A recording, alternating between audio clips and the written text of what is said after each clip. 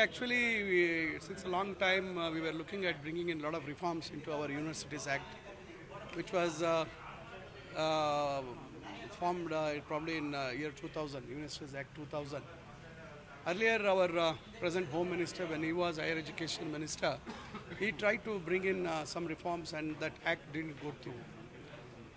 But since a long time, we were trying to address various issues which were concerned to proper administration in the universities, trying to bring in more accountability and a lot of complaints regarding recruitments and financial irregularities and of course appointment of certain authorities within the universities.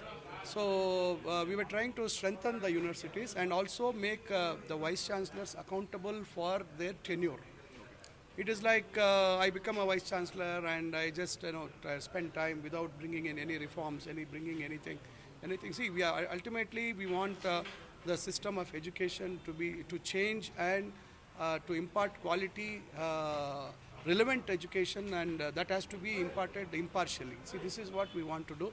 So with this regard, we were working on this since a year now.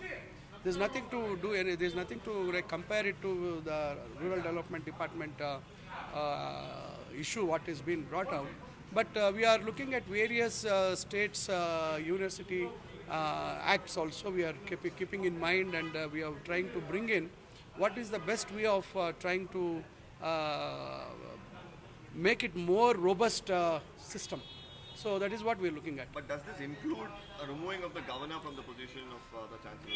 See, I won't be able to reveal anything in detail because still the final touches are being given to the this thing, and we have sent it to the law department. Just yesterday we have sent it to the law department, and we need to hear their comments as well and their observations as well.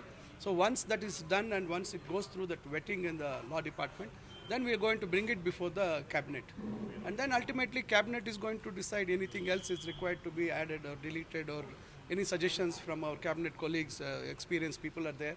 So then probably once that goes through the cabinet, then we will place it before both the houses.